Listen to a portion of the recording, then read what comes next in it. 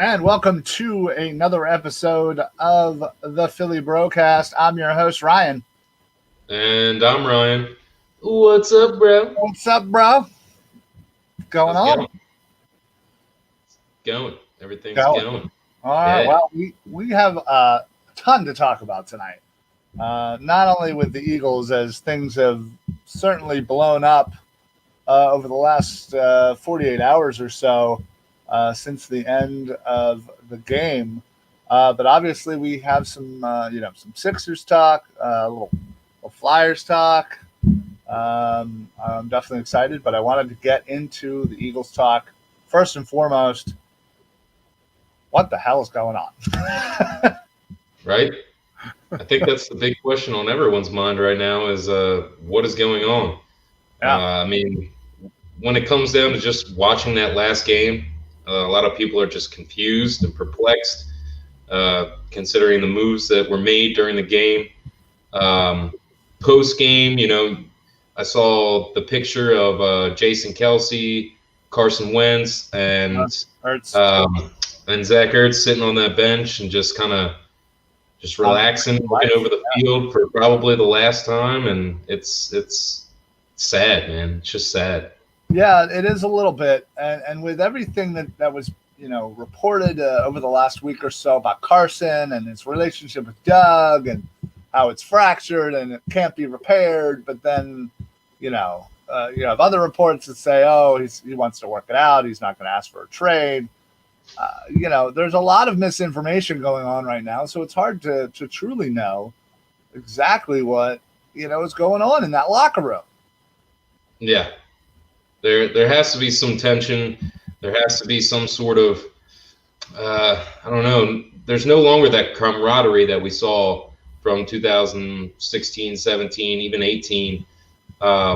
Just between last year and this year, you just saw the players not being behind everything that the coaches were preaching and putting out there.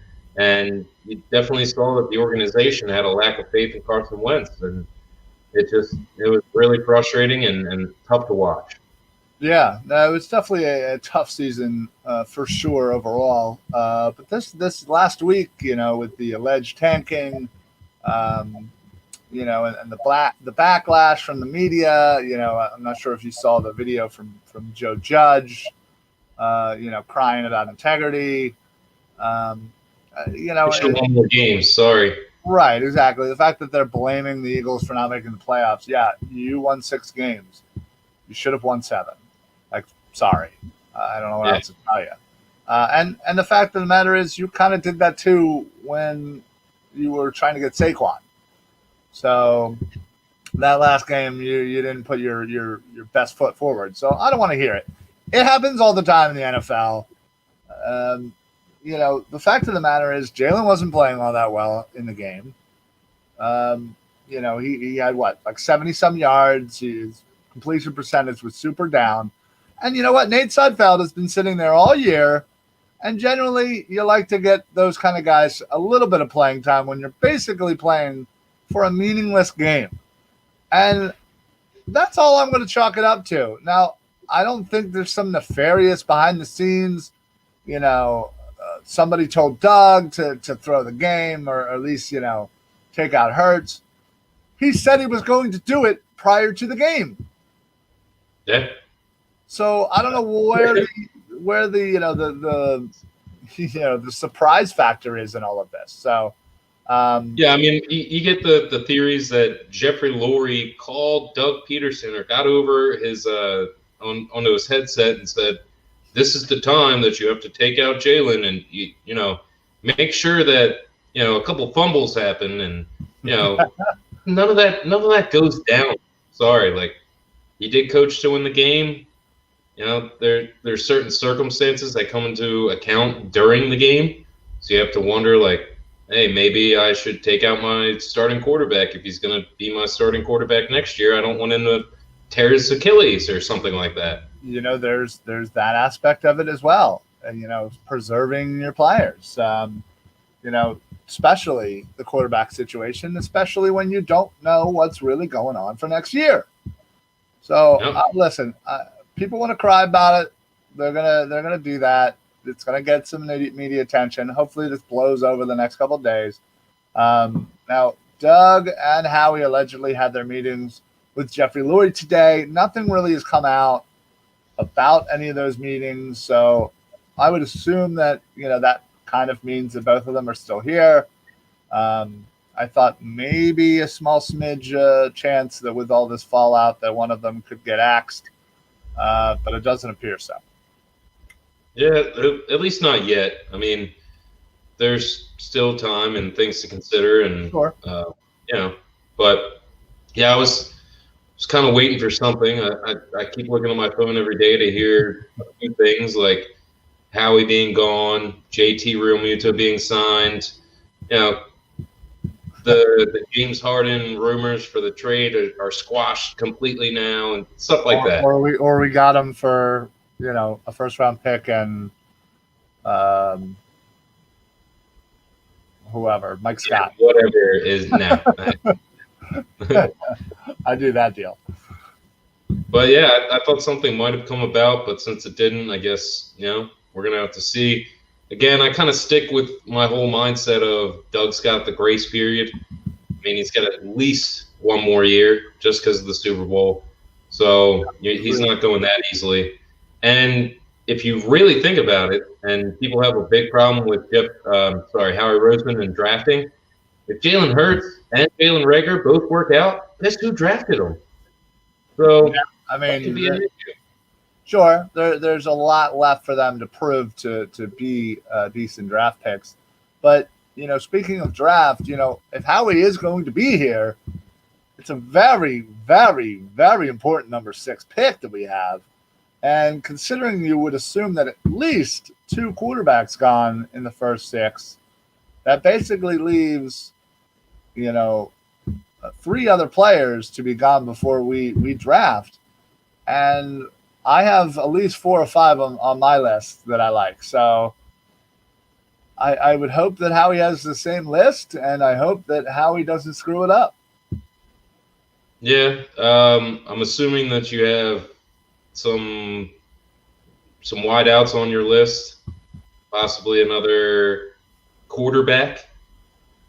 There's many things that lead to them picking another quarterback, which it's not out of the realm of possibility. I'll give you that. I think people are like, "Oh, no way they do that." Well, everybody's assuming that it's a choice between Hurts and Wentz. What if, devil advocate here, what if they're not sold on either one of them? What if they say to themselves, you know what? We could go up to the number 2 spot. Maybe they package Carson Wentz and some other players, because we all know that they're going to have to get rid of some salary. Maybe they somehow can figure their way out to getting up to the number 2 spot and taking Justin Fields, if that's who's there, and ride with Fields. I mean, he certainly looked good in the semifinals. I'll give you that. For sure. So that could be a possibility, and then have that Justin Fields sit behind whoever's remaining for a year, and then give him the reins and go from there. Yeah. But in order to do that, you basically, if you're going to give up on one of these 2 quarterbacks, especially Wentz, you're pretty much telling everyone that you're going to suck for at least another year or 2. Yeah. Just based on the cap. Just based on the cap and the fact that you're not going to be able to sign anybody, and you're starting with a whole new quarterback. Yeah. What is it, between 70 and 75 mil projected to be over the cap? What the cap is at 175 is what they're projecting. 175. Yeah. I thought once it gets down, they thought it would be between 70 and 75, something like that. The projected overall, I forget what I was reading, but yeah. Well, last year it was at 196. So that it's dropping to 175 from what I understand. Now, if it stays at 175 right now, even with the moves they just made with restructuring Alshon and Malik Jackson, that ended up saving them a little over $20 million, but they're still $50 million over the cap. And if you're trading Carson Wentz, you're only adding to that. So I don't see how this is going to work all that well. Yeah. I guess I was not taking into consideration. I was saying over, 70 to 75. Oh, over. Yeah. Currently, yes. I'm sorry. Yeah. Yes. Currently, they were 70. Now they are at about 50 with the moves they just made yesterday. Yeah. So, I mean, that's a lot to work with. Like you were saying, got a lot to do. So it's kind of stay with what you got kind of reasoning, and it's going to be tough. I mean, a lot of people would like to see another wide receiver get drafted, and with a good pick like that, we would definitely be able to get somebody who's solid. I know you and I would probably favor more towards the secondary or linebacker position. Yeah. So, and there's talent out there. So there's a lot to adjust and look at. And I mean, another exciting draft day coming up. Yeah. But not soon, but still, it's just something to look forward to. Yeah, definitely. And anybody who knows the Phillyverse knows that we usually do our off-season roundtables. We'll do one for right before free agency to kind of get you prepared. Although, again, I'm who knows what they'll be able to do. But at that point, we'll at least have a better understanding of their cap situation. And then we usually do one for the draft as well. So we can kind of go over, the prospects and everything and get everybody a little better acclimated to some of these players because we're the ones going to dive into it, watch the combine, do a little film study, and again, get ourselves familiar with some of these top names and then some of the names, in the later rounds that you may not have heard of. So, we'll set that up, sure, pretty soon. So definitely check that out. But yeah, I'm with you. I'm a little, I think as the days pass, I get myself a little bit more nervous about drafting a wide receiver. Most because of how he's misses. Most because when you look at the top wide receivers every year, even if you look at the top 20, a very small percentage of them are actually first round wide receivers. DeAndre Hopkins is one. Amari Cooper is one. But Tyreek Hill was a fourth round pick. Stephon Diggs was the fourth round pick. Devontae Adams was a late second. There are plenty of great wide receivers that just are not in the first round. So, and going back over the draft classes over the last 15 or so years, it's a very small percentage of top wide receivers that were actually drafted in the first round. Yeah, I can definitely understand. Unfortunately, like this year would kind of crash your your theory there. I feel like we said that last year. We were like, oh, there's three studs, CeeDee Lamb and Ruggs and the other kid whose name is escaping me. Nope. Can't Jefferson? No, Jefferson wasn't even in the top three theoretically, but regardless, those were the three huge names that were going to blow up, and really, like you said, only Jefferson was the successful first rounder. Well, I mean, very successful, if you will. I mean, I think CeeDee Lamb had a good year. Judy had a good year. I mean, obviously, we're talking down the road and hopes that they have a great career, but again, that's what time is able to do is you're able to see exactly how they project. So it's a little hard, obviously, with the three, this year, but I mean, one thing that I would hope that the Eagles kind of look to is who you can move. Try and keep that getting younger mindset, in my opinion. If we're going to do a rebuild, and I was talking to somebody about this with a completely different sport, with European League soccer.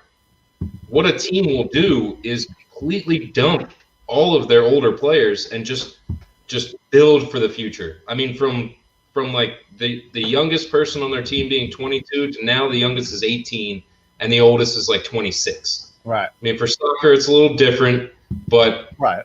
If you're thinking about it, let's just kind of do an overhaul. Get rid of some of these old guys. Jason Peters is going to leave. Jason Kelsey's probably going to leave. Some other older guys on our team, but just continue that trend of getting younger and start building up for the future is one of the big things. And if you can move somebody, try and get somebody who, as a wide receiver, if we're talking about that position, has, even in the first 2 years of their career, of their young career, has proven themselves to be consistent. Yeah.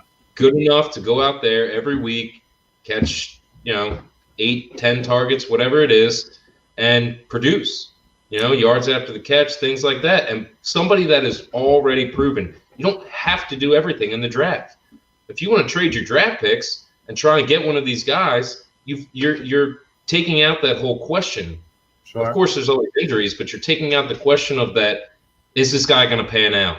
Well, let's go after some guys who have already shown that they're going to pan out, and let's put them under us and have them grow with our team. I definitely hear you because, this team is still pretty old. If you think about it on the offensive line, you have Kelsey, Brooks, Lane Johnson. Obviously, Peters is gone. But those guys are all on the wrong side of 30. And I feel like the decision on Carson Wentz, and if they decide to move on from him, I feel if they're going to do that, they might as well just completely overhaul. Get rid of everybody. Honestly, it would be very painful. It will absolutely alienate fans. It will be really tough for 2 to 3 years. But if you do that, you might have yourself a chance to rebuild the right way under a new coach, under a new GM. And it all starts with this draft.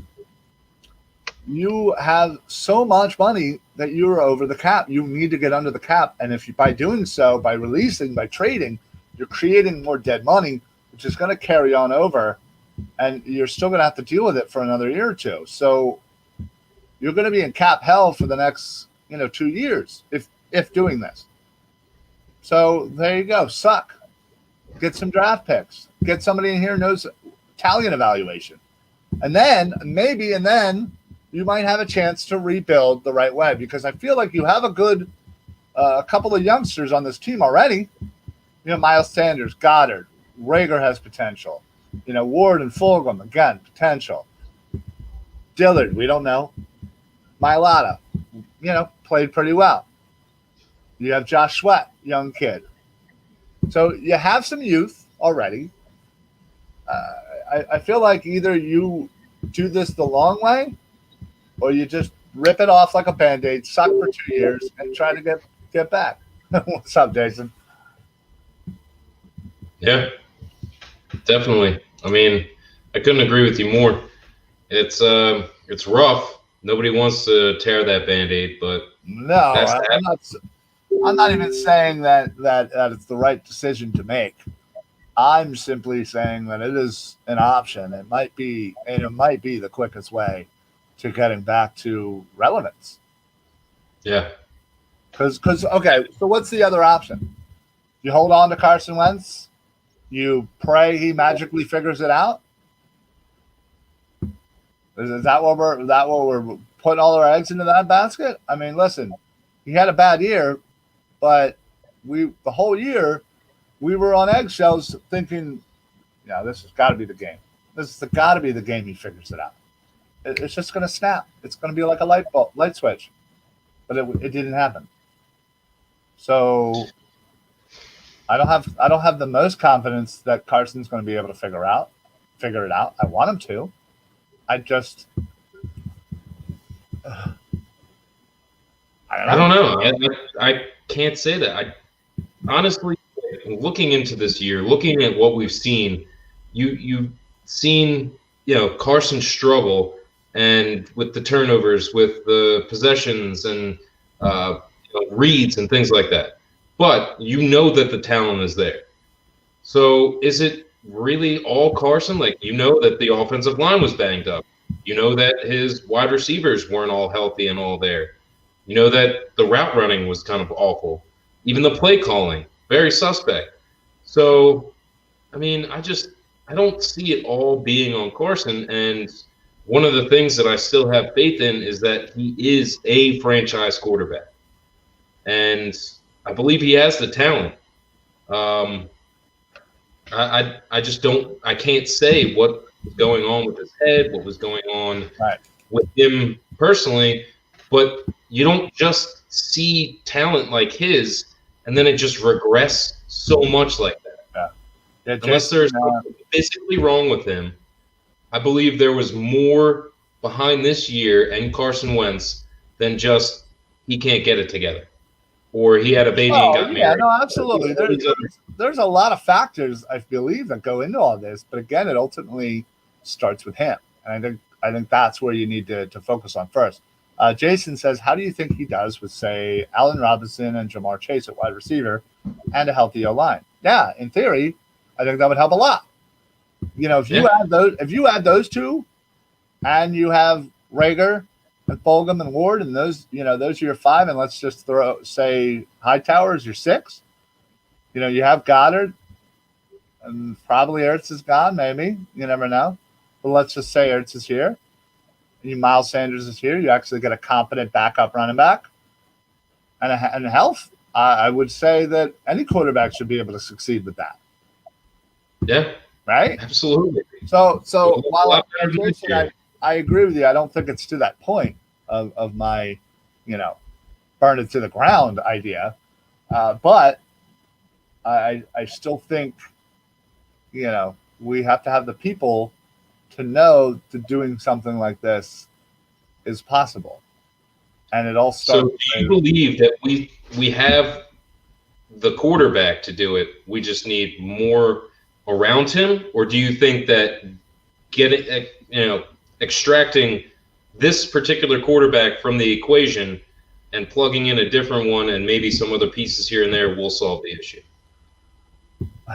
I think I truly believe that even an average quarterback with weapons can be successful. But you have to have the right weapons. You also have to have the right coaching staff to call the right offense for that quarterback. I feel like every quarterback kind of has their own style, fits into certain boxes, and you need to, put the quarterback into those boxes rather than trying to shove them into your square hole. Yeah, I go back to what we've seen from Carson, and he checks a lot of those boxes. It's just this year being a statistical anomaly. I mean, prior to this year, interceptions were low, completion percentage was up, making good decisions, good reads. The long ball was a question mark, but other than that, mobility was still there. Even the game before he got pulled out, he was still taking the ball, running it, and running at people just to say, I can still do this. You don't have to pull me for some guy who's going to do it, but just, a couple seconds, faster. Which, yes, I understand. Yeah, get you a couple yards, whatever. But mainly what I'm trying to say is, you look at what Doug put out for Jalen Hurts, and I don't see where Carson wouldn't have been able to succeed there. No, I agree. While I agree that both of those quarterbacks don't fit into the same box, I feel like the play calling, the style of offense that Jalen was playing with, I felt could have been successful with Carson, just as successful. Agreed. And Basin says, look at Baker Mayfield. You're right. They gave him a whole bunch of weapons, and he's playing pretty darn good. We don't need you don't need anybody to beat Patrick Mahomes, although it would be nice. We just need you to, be better than average. Win games. Yeah. So yeah. We'll as the offseason progresses, obviously, we'll talk more about what the Eagles are currently doing, as I'm assuming that things are just going to kind of come at us randomly. There's still going to be some fallout from the tank job. Giants fans are probably still going to be crying by the time we get on next week. But we'll let everybody know. Obviously, stay locked here, not only for the Philly BroCast, but also NSN Philly on Facebook and Twitter with all breaking news information. Honestly, it comes out faster than I can even figure it out. So gotta love it. Stay locked there for sure. Moving on. We talked a little bit of Eagles, but I want to talk about some Sixers. Sixers, first place, looking good. Toby, looking good, carrying the team a little bit the last couple games.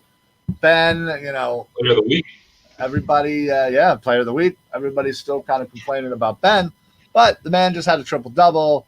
Man's still looking good, being aggressive, and really for this team, that's all we really need him to do. Joel's going to get Joel, points, rebounds, and all that. So I'm liking the way the team's going. Seth Curry's been, a real nice surprise. Danny Green off to a little slow start, but hopefully figured it out. I'm real excited. I feel like this is a team that could go on a deep run. Absolutely. I couldn't agree with you more. One of the big things that I love to see is how the team is gelling, like you kind of said. You see how one of my favorite things about any basketball team is a good defensive basketball team, and we're tops in the leagues. Yeah. In the league, and I don't see that changing. Throughout the year, I really don't see that changing because of the type of players that we have. Just Thibault, Ben Simmons, both excellent perimeter defenders. Yeah. And then you got Big JoJo down there. You got Dwight Howard, who came about. I mean, Maxey's no been good. certainly a nice surprise. Been good. We've had kind of our ups and downs with rookies, and perhaps not even contributing during their rookie year. And I feel like so far he's doing pretty good. So I'm real happy with where the team's at. Obviously they're 6-1. It's still super early, but we got a tenth of the season down, and we're in first place. So that's all you can ask for so far. So yeah, absolutely. One of the big concerns was the game against Cleveland, but JoJo was out with some back spasms and early game. I like what they've done so far, and that's just simple things, limiting turnovers and beating up on bad teams. Yeah, that's one of the keys. That's one of the things that the Sixers and a lot of Philadelphia teams overall struggle with is just getting through those weak teams, kind of plowing them over, and not thinking that it's just routine. Well, every night, go out, go for the jugular, just get it done. Then you move on, and you're more prepared for the more experienced and more complete teams that you're going to be playing, especially coming up. We've had a pretty simple, if you will, schedule so far. It's going to get a lot more difficult coming up, so they got to be prepared for that. But blowing out teams that aren't at your caliber is where you have to start. Yeah, and then all that does is give your starters rest in the fourth quarter. It can make, the most important person in that regard, Joel Embiid, it could give him, longevity for this season. It's a shortened season. He's playing less minutes because they're blowing them out, which is fantastic. And hopefully by the end of the season, come playoff time, he is super well rested. I know that's been a big mark on him. And so far, I feel like it's trending in the right direction. And I'm excited to kind of see, fresh legs in those playoff games and, beating up what would be a tough run through the East. Yep, exactly. I can see us being a 2 or 3 seed by the end of it. No, absolutely. I think you're absolutely right. So before we get on out of here, I know you got to run. I did want to talk a little Fly Guys. I'm excited. The season starts just right around the corner. We're getting guys healthy. Nolan Patrick. Carter Hart's certainly looking good so far in practices. I don't know. I have a weird feeling about this season that the Fly Guys could make some noise. I feel like the coaching staff's right. I feel like the mix of youth and vets, and obviously the play of Carter Hart will take them as far as they can go. Yeah, I agree, and I think it's something that what we were mentioning before with the Eagles is what the Flyers did. Yeah. Eventually, they had to get rid of some of these older guys, the ones that they were kind of committed to. Right. And you just have to move on and start drafting and start looking around for young guys and young talent and make those moves and build up from there. If you have a tight-knit group that can move along with each other through 3-4 seasons, that's going to give you a better chance than just trying to plug and play guys every year who are on 1-year, 2-year deals and maybe towards the end of their careers or in the middle and just come off an injury, things like that. Just they got younger, they got the age in the right spots and the right places, and they're building up from there. So it's awesome to see. I did see the Nolan Patrick post for the Phillyverse. That was awesome. And I really think they have a great shot, like you were saying. There's some other teams out there that are scary good, but sure. It's making it to the playoffs. That's the big thing. Well, exactly. We've seen it time in and time again. You make it to the playoffs, anything can happen. So, it's next Wednesday. They start off against the Pittsburgh Penguins. It's a 5:30. Yeah, boo. It's a 5:30 start. What a weird time. For hockey. So everybody get off work and get right to the TV. I hope so. So. All right, folks. Well, that's it for us tonight. Thank you, everybody, for being with us. Jason, appreciate the comments and the love.